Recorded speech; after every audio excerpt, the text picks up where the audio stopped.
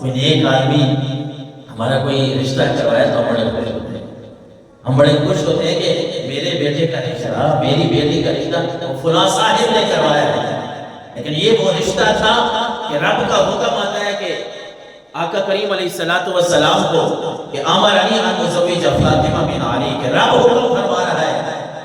اے محمد رسول اللہ صلی اللہ علیہ وسلم، یہ رب کا حکم ہے کہ آپ اپنی پیاری بیٹی، اپنی لخت جگر، جس کو آپ نے اپنے جگر کا ٹکڑا فرمایا ہے، اس کا نکاح سیدنا علی مرتضیٰ سے فرما ہے. اس نکاح کے لیے کیا کیا ہے،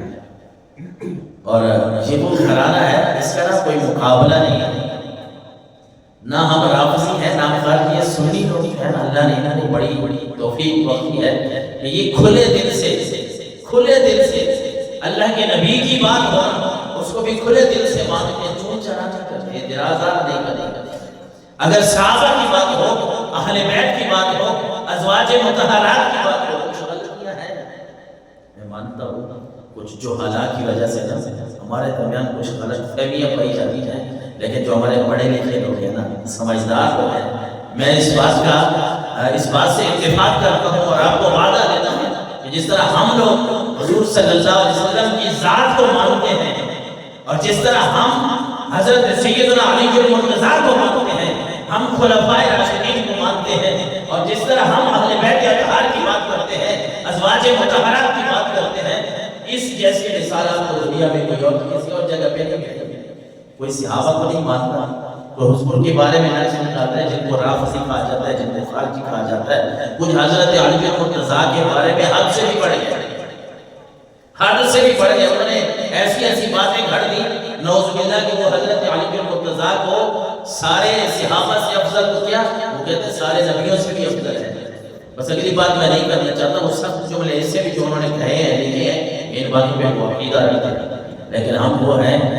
ہم جب حضور کی بات کر رہے ہیں ہمارا پھر بھی دل مچل جاتا ہے، صحابہ کی بات کر رہے ہیں ہمارا پھر بھی دل خوش ہوتا ہے، خلفائے راشدین کی بات ہو سنی پھر بھی مچل جاتا ہے. اگر بات علی المرتضیٰ کی ہو ہمارا تو پھر بھی ایمان چمک جاتا ہے، ہمارا دل پھر بھی چمک جاتا ہے. ہم کہتے ہیں کسی بھی صحابی کی بات ہو، یا تم ہمیں سناؤ تو صحیح نہ،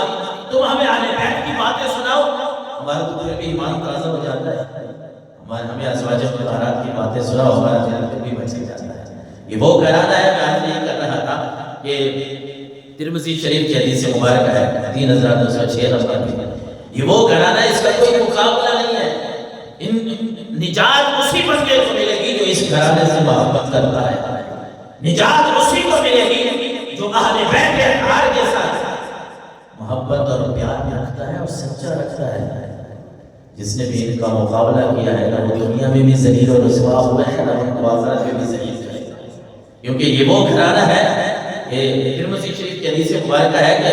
کانا یمر بباب فاطمہ 6 اشہر، 6 مہینے، 6 گھنٹے کی بات نہیں ہے، 6 راتوں کی بات نہیں ہے، 6 دنوں میں 6 مہینے. حدیث مبارکہ ہے کہ اللہ کے نبی اذا خرج الی صلاۃ الفجر، فجر کی نماز کے لیے جب آپ جاتے نا، 6 مہینے آپ کا معمول رہا ہے. آپ حضرت علی المرتضیٰ کے جب گھر کے پاس جاتے تھے تو آپ صلی اللہ علیہ وسلم فرماتے الصلاۃ یا اہل البیت، اے اہل بیت نماز کا وقت ہو گیا ہے. آج تجھے اور مجھے الارم جگائے، آج مجھے کوئی گھر کا فرد جگائے، آج مجھے اپنی والدہ جگائے، والد جگائے، کسی کو بیوی بچے جگائے، کوئی والدین اپنی اولاد کو جگائے، وہ اپنے آپ کو خوش نصیب سمجھے. لیکن علی کا وہ گھرانہ ہے جن کو فجر کی نماز کے لیے حضور کو جگا دیتے ہیں.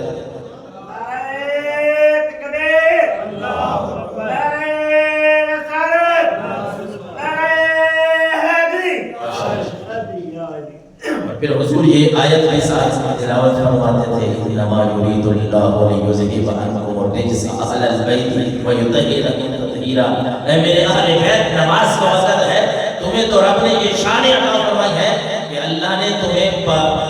ہر قسم کی نجس سے اللہ تبارک و تعالیٰ نے تمہیں پاک اور صاف ستھرا بنا دیا. حضور یہ آیت کی تلاوت کرتے تھے. حضرت علی کی ہجرت کو دیکھتے تھے. ہجرت والی رات جب آقا کریم علیہ السلام مکہ مکرمہ چھوڑ کے مدینہ منورہ آ رہے ہیں کافر کھڑے ہیں مارنے کے لیے، شہید کرنے کے لیے، انہیں ان کی پلاننگ تھی مارنے کے لیے، شہید کرنے کے لیے۔ اب بات سوچنے والی ہے، ذرا ٹھنڈے دماغ سے سوچیں کہ حضور حضرت علی کو فرما رہے علی میں چاہ رہا ہوں صدیق اکبر کو ساتھ لے کے تم نے میرے بستر پہ سونا ہے، اور پھر یہ میرے پاس فلاں آدمی کی امانتیں ہیں، یہ امانتیں واپس کر کے پھر تم نے مدینہ منورہ آنا ہے۔ اور گھر کا محاصرہ کیا کافروں نے، کافر حضور کے گھر کے باہر کھڑے ہیں، حضور علی کو فرما رہے ہیں اے علی میرے بستر پہ سو جاؤ، امانتیں واپس کر کے آنا۔ اب علی نے یہ نہیں سوچا، ہمارے والے عقیدے میں تھے۔ اچھا ایک نعت ہے وہ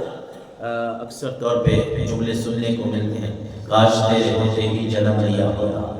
یعنی ہر بندہ خواہش کرتا ہے کہ کاش ہم بھی حضور کے زمانے میں ہوتے، پھر کیا ہی بات تھی۔ بات یہ بھی ٹھیک ہے، خواہش کر سکتے ہیں، لیکن میں آپ کو ایک بات بتاؤں، ایک بزرگ کی بات میں سن رہا تھا، پھر میں نے یہ نتیجہ نکالا کہ ہمارے ایمان جو ہے نا،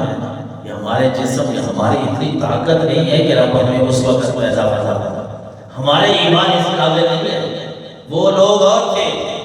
لیکن بزرگ جنت کے خواہش کو خیر ہم کر سکتے ہیں، ہم جو امتی ہیں تو اس طرح کی نعتیہ کلام ہم پڑھتے رہتے ہیں، سنتے ہیں، کاش تیرے ہوتے جنم لیا ہوتا، پھر کبھی تجھے تو دیکھا ہوتا، یہ اس طرح کے الفاظ۔ لیکن ایک بزرگ کہتے ہیں کہ میں نے نا، میری یہ خواہش ہوتی تھی کہ میں کاش کے حضور کے زمانے میں کہتے ہیں بس ایک رات میری آنکھ لگی نا تو مجھے ایک خواب آیا، بڑی دلچسپ بات ہے، کہتے ہیں مجھے ایک خواب آیا،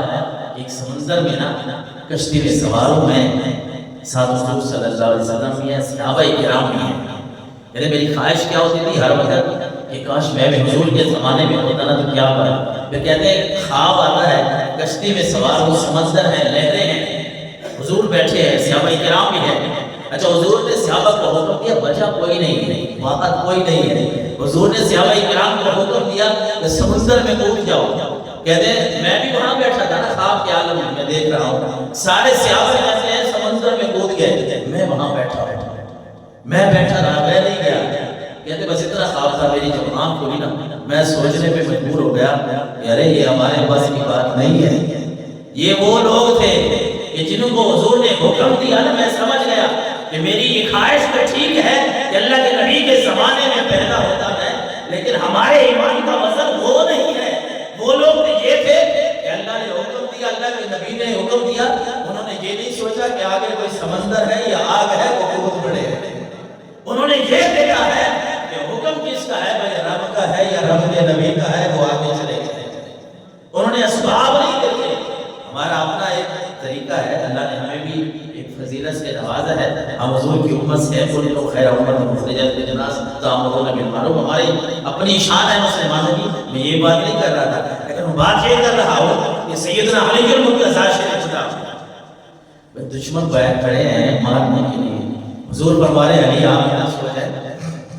سو امانتیں واپس کر کے پھر آپ نے مدینہ منورہ۔ علی نے یہ نہیں کہا، یہ عرض نہیں کیا کہ اے اللہ کے نبی آپ جا رہے ہیں، میں یہاں سوؤں گا تو یہ کافر مجھے مار ڈالیں گا، میں باہر نکلوں گا، جو آپ کے دشمن ہے وہ ہمارے بھی دشمن ہے، ہم بھی تو کلمہ پڑھنے والے ہیں، لیکن ان لوگوں کا ایمان تھا، یقین تھا ان کا،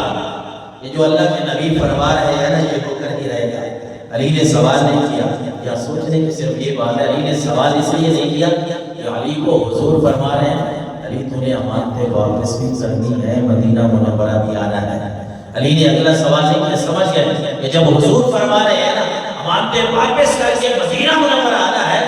کافر میرا کچھ نہیں بگاڑ سکتے، میں امانتیں بھی واپس کروں گا، مدینہ منورہ بھی پہنچاؤں گا۔ ان کے عقیدے بڑے بڑے تھے، محبت بڑی بڑی تھی،